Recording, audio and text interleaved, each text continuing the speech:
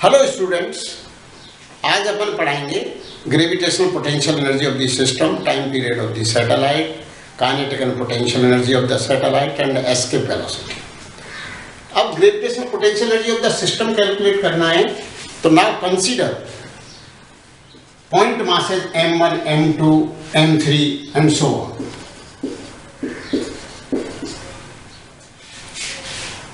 जब m1 के field में यदि m2 को इन्फिनिटी से लाया गया तो ग्रेविटेशनल पोटेंशियल एनर्जी हो गई, ये पिछले टर्न पर बताया था, तो ये हो गई -Gm1 m2 upon r12। Now m1 m2 is already there, now m3 is brought from infinity in the field of gravitational field of mass m1 and m2। तो ये अब दो का फील्ड होगा, तो m2 m3 के कारण जो ग्रेविटेशनल पोटेंशियल एनर्जी होगी और m1 m3 के कारण होगी, अब दो लिखनी पड़ेगी। तो अब होगा -Gm2 m3 upon r23 -Gm3 m1 upon r13।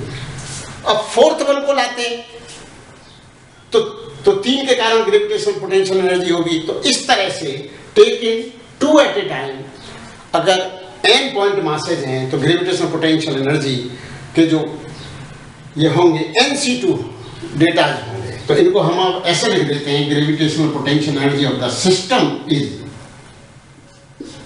Summation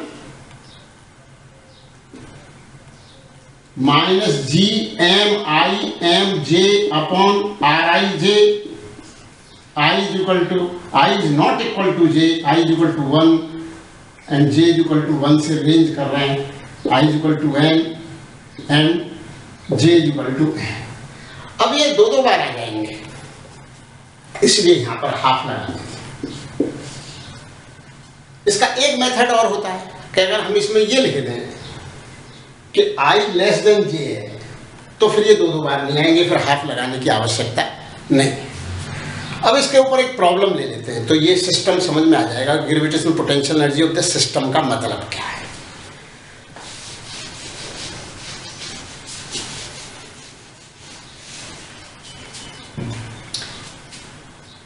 this mass is m1, इसको किसी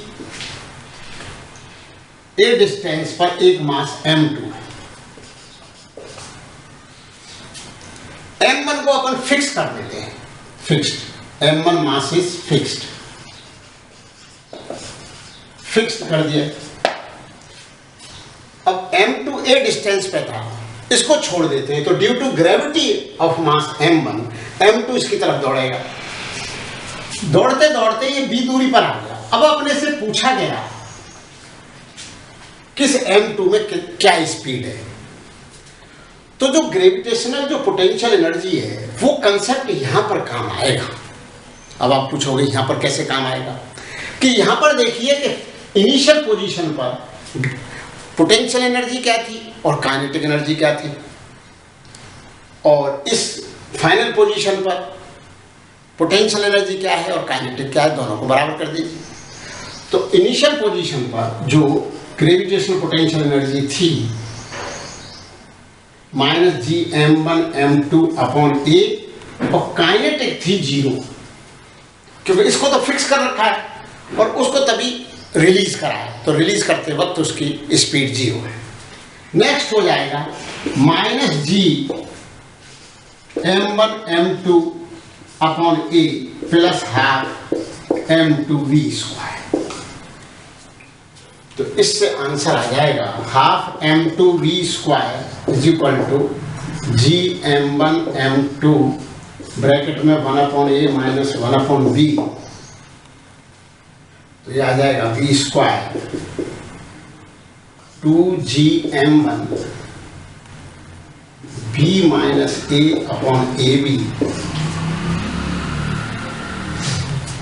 तो v बराबर आ गया root of 2Gm1 b minus a upon a, ये भी आ गया। नेक्स्ट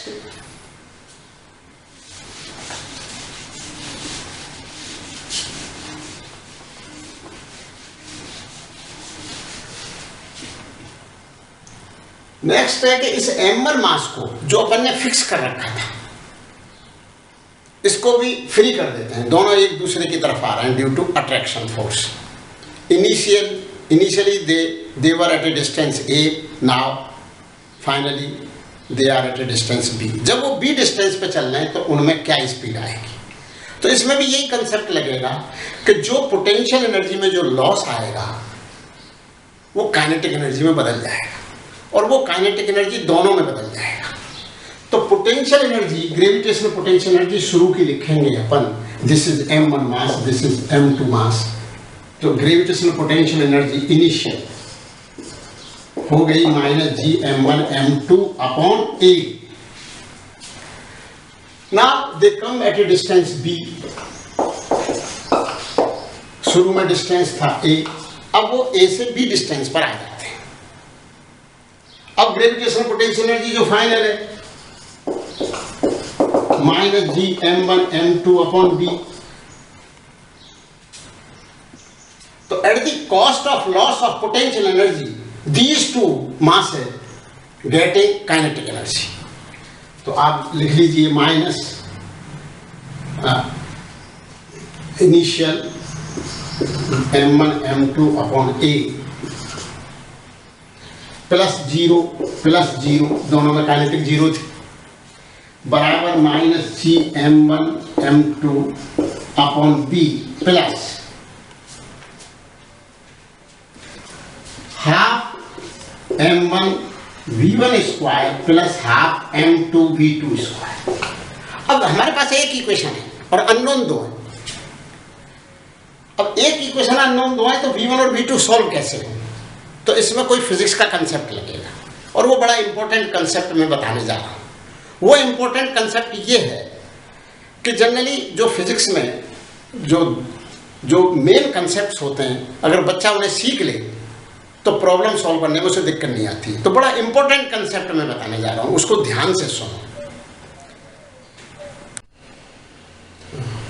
तो मैं ये एक इंपॉर्टेंट कंसेप्ट आपको बता रहा था कि अगर सिस्टम पर एक्सटर्नल फोर्स जीरो हो तो लीनियर मोमेंटम कांस्टेंट होता है, कंजर्व्ड होता है।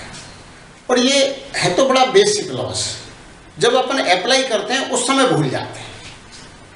अपन कुछ भी अप्लाई करने लग जाएंगे, कोई भी सवाल करेंगे कि लाओ जी लीनियर मोमेंटम कंजर्वेशन लगा देते हैं यहाँ पर। अरे भैया लगा क्यों देते हो, किस खुशी में लगा देते हो, आप उसकी कंडीशन तो फुलफिल देखो। तो लीनियर मोमेंटम कंजर्वेशन लगाना हो तो आपको ये कंडीशन देखनी होगी whether there is an external force और नॉट। अगर एक्सटर्नल फोर्स जीरो है तो लीनियर मोमेंटम कंजर्व्ड है। तो इस केस में क्या था कि ये जो दो मासेस थे, पॉइंट मासेस या दो ये मासेस थे, ये ग्रेविटी के कारण एक दूसरे की तरफ आ रहे थे। तो पूरे सिस्टम पे मिला के नेट फोर्स जीरो था, पूरे सिस्टम पे मिला के नेट फोर्स जीरो था। तो पूरे सिस्टम का जो लीनियर मोमेंटम है वो कांस्टेंट रहेगा। अब प्रश्न उठता है कि कांस्टेंट रहेगा तो लीनियर मोमेंटम शुरू में तो था ही नहीं और अब तो एक दूसरे की तरफ आ रहे हैं, तो दोनों में लीनियर मोमेंटम है। बिल्कुल सही सोचा तुमने, बिल्कुल सही सोचा। अब दोनों में लीनियर मोमेंटम है तो ये जीरो कैसे हो सकता है, तो जब दोनों में है तो जीरो कैसे हो सकता है। अरे भाई ये ध्यान करो कि लीनियर मोमेंटम एक वेक्टर क्वांटिटी है, मास इनटू वेलोसिटी, और वेलोसिटी वेक्टर है और मास स्केलर है। तो m into v is a vector. तो वेक्टर क्वांटिटी है तो दोनों एक दूसरे की तरफ आ रहे हैं, तो दोनों की मैग्नीट्यूड सेम है और डायरेक्शन अपोजिट है। इसीलिए क्या होगा इसमें दूसरा इक्वेशन, m1 v1 बराबर m2 v2, और इसका नाम रख लेते हैं अपन p, लीनियर मोमेंटम की मैग्नीट्यूड। तो अब अपन ऐसा क्यों नहीं करते कि काइनेटिक एनर्जी का फार्मूला ही ये यूज कर लेते हैं। इस समय ये काइनेटिक एनर्जी का फार्मूला यूज करना ठीक रहेगा। अब आप पूछोगे कौन सा, आपने तो बताया ही नहीं कि कौन सा काइनेटिक के ये यूज करना ठीक रहेगा, तो बताऊं तो सही। तो काइनेटिक एनर्जी का फार्मूला ये भी होता है p²/2 है। क्यों, ये भी कोई नई बात नहीं है, ये भी हाफ एम बी स्क्वायर से आ जाएगा और p बराबर एम बी, इन दोनों को मिला के p²/2m आ जाएगा। तो काइनेटिक एनर्जी, तो एक की काइनेटिक एनर्जी होगी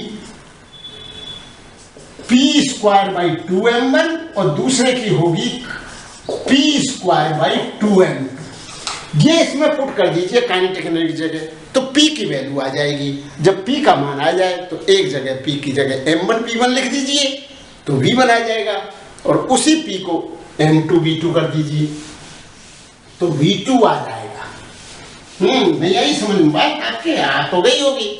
तो ये ऐसे होगा भाई, -GM1M2/A बराबर -GM1M2/B प्लस हाफ M1 नहीं sorry P square by 2M1 plus P square by 2M2। इस इक्वेशन में अब एक ही अननोन है, P की मैग्नीट्यूड P आ जाएगी, और बाद में जब V1 कैलकुलेट करना हो तो P/M1 और V2 कैलकुलेट करना हो तो P/M2। ये है बेसिक कंसेप्ट। अब नेक्स्ट,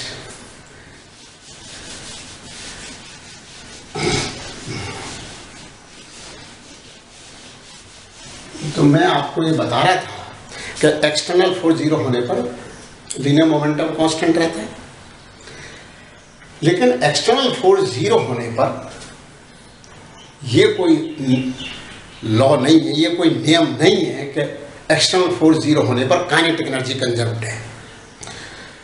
तो इसकी मैं आपको एग्जाम्पल बताता हूं कि कोई बम एक्सप्लोजन हो गया। अब बम एक्सप्लोजन हो गया तो बम के एक्शन रिएक्शन से उसके कई टुकड़े हो गए, वो डिफरेंट डायरेक्शंस में चले गए, बम रखा हुआ था, वो एक्सप्लोजन हो गया। पर उसमें ये बात है कि उस बम जो जितने भी टुकड़े जितनी भी वेलोसिटी से जा रहे हैं उन सब का जो मोमेंटम का जो वेक्टर सम है वो 0 आएगा। लेकिन काइनेटिक एनर्जी तो सब में प्रोड्यूस हो गई, और kinetic energy is always positive, और काइनेटिक एनर्जी कभी नेगेटिव होती नहीं है किसी में। चेंज इन काइनेटिक एनर्जी में भी नेगेटिव और में भी पॉजिटिव, पर काइनेटिक एनर्जी किसी भी पार्टिकल की नेगेटिव नहीं होती। तो सब में ही काइनेटिक एनर्जी आ गई। अब आप पूछोगे ये तो काइनेटिक एनर्जी प्रोड्यूस हो गई, जब तो सिस्टम पे एक्सटर्नल फोर्स तो 0 था, तो ये किसने मना करा था कि एक्सटर्नल फोर्स 0 होने पर काइनेटिक एनर्जी प्रोड्यूस नहीं हो सकती? काइनेटिक एनर्जी एक्सटर्नल फोर्स 0 होने पर बढ़ भी सकती है और घट भी सकती है। अब आप कहोगे घट कब जाती है? ये तो बढ़ गई थी, अभी एक्सप्लोजन हुआ बढ़ गई, तो at the cost of chemical energy kinetic energy आ गई। अब एनर्जी के बारे में आपको फिजिक्स पढ़ना हो तो फिजिक्स समझना हो तो 5-10 कंसेप्ट से ही काम चल जाएगा, ये मेरी गारंटी। कि आप देखोगे कि मैं कुछ कंसेप्ट लगा के फिजिक्स की प्रॉब्लम सॉल्व कर दूंगा, और मैकेनिक्स में तो 5-7 बातों से ज्यादा बातें हैं ही नहीं। अब आप कहोगे साहब कुछ एग्जाम्पल बताइए कि जहां पर काइनेटिक एनर्जी जो है एक्सटर्नल फोर्स भी 0 हो और काइनेटिक एनर्जी जो फाइनल है वो कम हो इनिशियल से। तो ऐसे ये भी है, इसमें भी कोई बात नहीं है। अब आप देखिए कि इसको ये स्प्रिंग मास सिस्टम है, 2 मासें हैं, इनको दोनों को एक दूसरे की तरफ v स्पीड दे दी, तो दोनों में काइनेटिक थी, क्यों? Half mv square plus half mv square kinetic energy scalar quantity. Energy सारी स्केलर है। अगर एनर्जी वेक्टर होती तो जीना 2 बार हो जाता। बोलो वो कैसे? इलेक्ट्रिसिटी ईस्ट से आई, इलेक्ट्रिसिटी वेस्ट से आई, और वेक्टर सम होता तो पता लगा इलेक्ट्रिसिटी गायब होगी, इलेक्ट्रिसिटी की वैसे ही कमी। तो ऑल एनर्जीज आर स्केलर्स। तो क्या हुआ इसमें, थोड़ी देर बाद जब ये सिस्टम रुक जाएगा तब उस समय मोमेंटम तो 0 होगा, और ये जो है मोमेंटम शुरू में भी 0 था क्योंकि मोमेंटम वेक्टर थी, मोमेंटम को मोमेंटम की तरह डील करना था, उसका वेक्टर सम लेना था।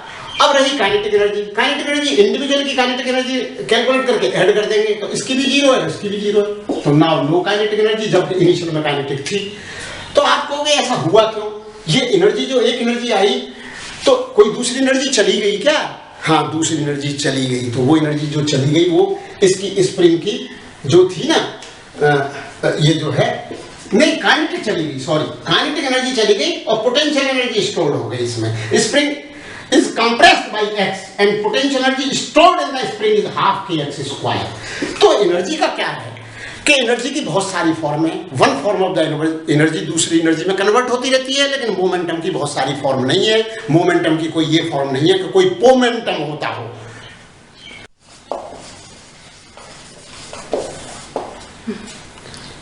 हाँ, ये अर्थ है। अब इस पे एक पार्टिकल गिरता है, R distance from surface of the earth. अब किसी ने पूछा कि जब वो सरफेस ऑफ द अर्थ पर पहुंचेगा तो उसमें क्या स्पीड होगी।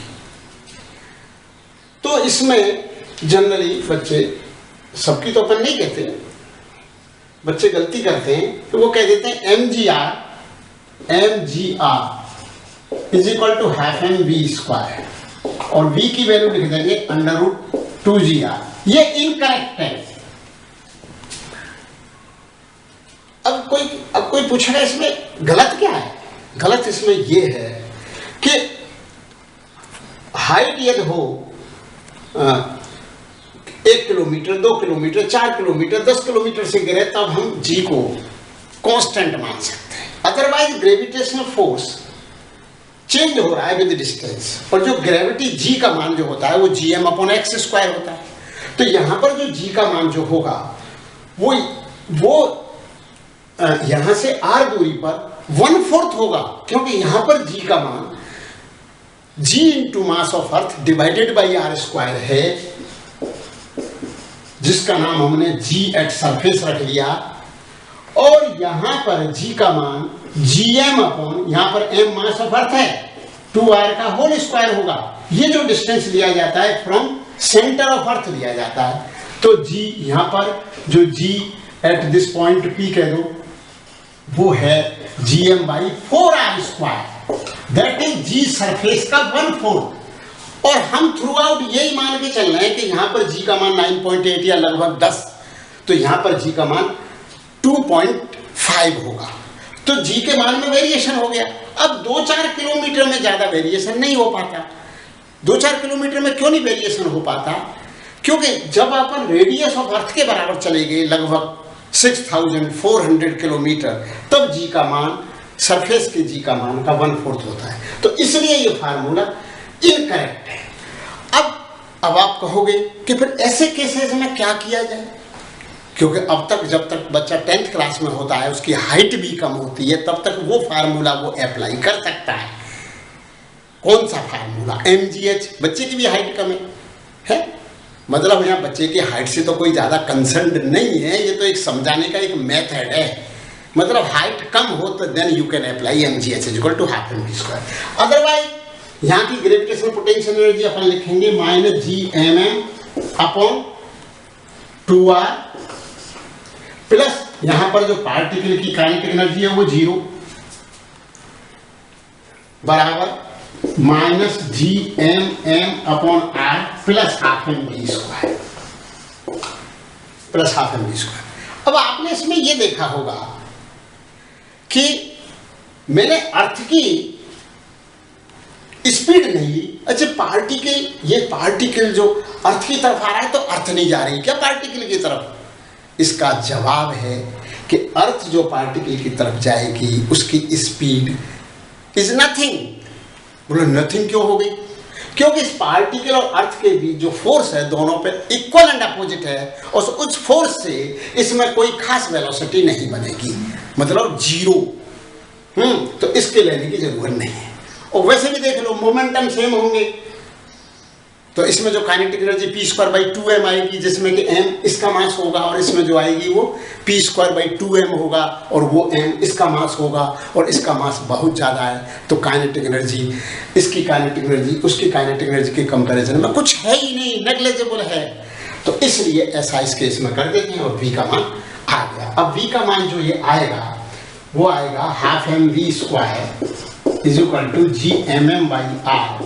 1 माइनस हाफ तो हाफ बचा, तो gmm/2r is equal to half M V square. Small M से स्मॉल एम कैंसिल हो गया, और अब मैं स्पीड की वैल्यू यहां लिख देता हूं, स्पीड v बराबर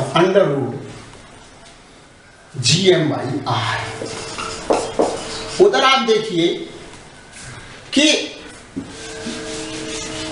gm/r², g की वैल्यू होती है at the surface of earth, तो इसमें r का ऊपर नीचे मल्टीप्लाई कर देते हैं r का, तो ये हो गया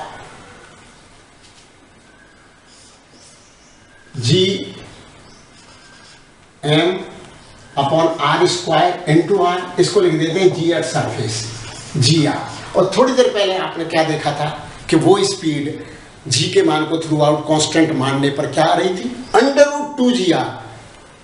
तो बहुत ज़्यादा फर्क था। √2 जी आर बैठती है करीब 11.2 किलोमीटर पर सेकेंड, जबकि √जी आर जो होगी ये है 8.31 किलोमीटर पर सेकेंड। यहाँ आर पुट कर देंगे 6400 किलोमीटर, उसके मीटर बना लेंगे और उसकी 10 वैल्यू लिख देंगे और उसका रूट ले लेंगे। रूट लेने के बाद ये मीटर पर सेकंड में आ जाएगा, फिर उसको 1000 से डिवाइड कर देंगे तो ये किलोमीटर पर सेकंड में आ जाएगा। तो वो गलत था और ये सही है। नेक्स्ट है, अगर पार्टिकल इन्फिनिटी से अर्थ पर गिर जाए और कोई बीच में कोई सिस्टम नहीं हो, बीच में कोई और मास नहीं हो, केवल ये दो ही हो, अर्थ और वो पार्टिकल बहुत दूरी से आ रहा हो। बहुत दूरी से आने का मतलब ही इनफाइनाइट है। तब वो अर्थ के सरफेस पे आएगा तो उसमें स्पीड क्या होगी? अगर हम वो फार्मूला लगा दें mgh = ½ mv², तो उसका आंसर v का हो जाएगा इनफाइनाइट। तो आप पूछोगे कैसे हो जाएगा? अरे बड़ी सिंपल सी बात है, mgh s tends to infinity बराबर ½ mv², ½ m तो v आ जाएगा टेंड्स टू इन्फिनिटी, तो जो कि गलत है। क्यों गलत है? कि हमने क्या मान लिया कि जी का मान through out from surface of the अर्थ और अप टू इन्फिनिटी कांस्टेंट है, जबकि इन्फिनिटी पे जी का मान 0 है, क्योंकि इन्फिनिटी पे अर्थ का ग्रेविटी 0 है।